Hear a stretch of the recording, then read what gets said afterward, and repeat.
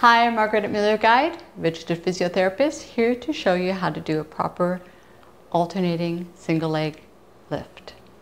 So this is a really great exercise for progressing once you've gotten the handle on doing your isometric glutes. The single leg lift is for strengthening your butt, your glute muscle. So if you haven't looked at my glute control or glute activation, butt activation exercise, just click on the link and you'll go to that so that you can integrate those little exercises into what I'm going to show you now. Now, all you need is a pillow and a little roll. Now, the roll is optional. I'll tell you in a second. The real important thing here, because a lot of people will do this without the pillow, is that our range of motion in our hip joint is only 10 to 15 degrees. Our hip extend, like in extension of the hip. So if we don't use a pillow, we end up hyperextending our back.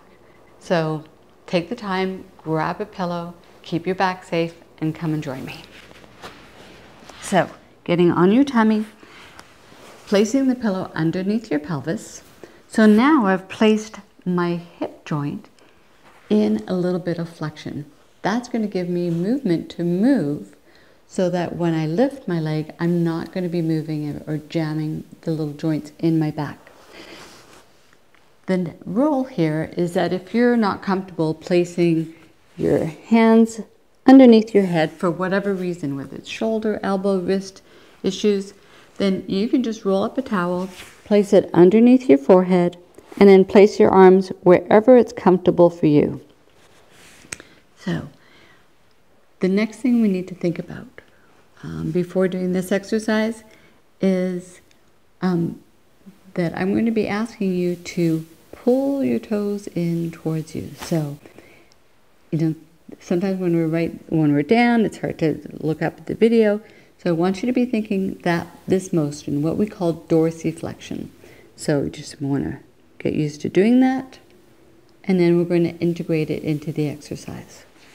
So coming down, you take a nice relaxed breath in, and then think about squeezing one butt cheek. I'm thinking about the right one as I just pull my toes in, lift them just off the floor.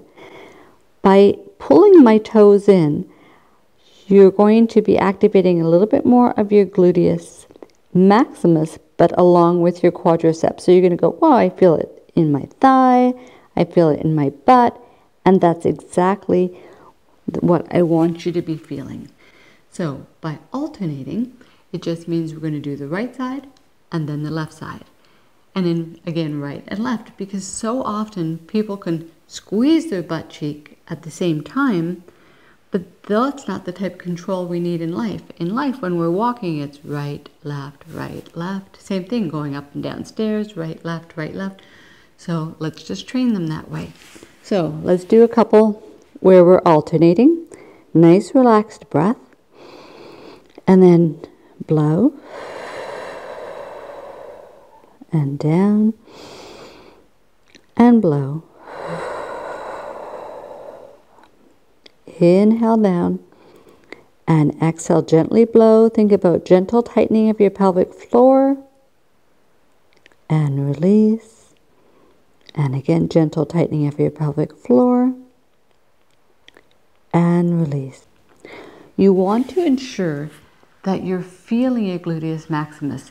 So if you even need to get one hand on there, and as you're pulling your toes in, that you can feel that muscle contract, you want to actually encourage it. And sometimes what we do as therapists is we'll actually, do some gentle little tapping of the glute muscle to wake it up.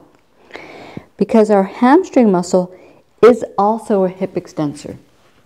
Our back muscles are also hip extensors, or help through the extension of the low back and through the lats. So you want to ensure that you're getting the right muscles working. Otherwise, you'll be creating more of a compensatory pattern that you might already have, meaning that your body has learned to use other muscles other than the glute, and you want to get out of that pattern. So one other way of ensuring that you are using the right muscles is by taking away the ability of the hamstring to help along as much as it does. When we do a straight leg, that hamstring muscle is still mechanically going, yeah, I can help out. So the hamstring's back here, and I can feel it contract. If I wanted to truly just get my glute, then I could bend my knee. Now, I'm going to just say this right now, that if you bend your knee and you go, oh, I'm feeling such a big pull in the front of the thigh, then I don't suggest you go into what I'm going to do next, because as I lift my leg, you're going to get an even bigger pull. So you might actually need to stretch your quadriceps, because everybody should have, unless you've had a knee replacement, should be able to get at least to 90 degrees for a healthy knee. So assuming you get to here, or you've done some quad stretching first, you'll take your breath, and as you lift, now I'm going to get my gluteus maximus really doing its job, because my hamstring is a lot softer. It can't help to do that motion as much anymore. So one progression from a straight alternating leg lift is to do it with a bent knee. So those are great ways to incorporate into strengthening. Another way, once you've gotten your alternating leg lift, is to do it from this position here. And again, you can build from a straight. This is just allowing me now to go through a greater range of motion, whether it's with a straight or a bent knee.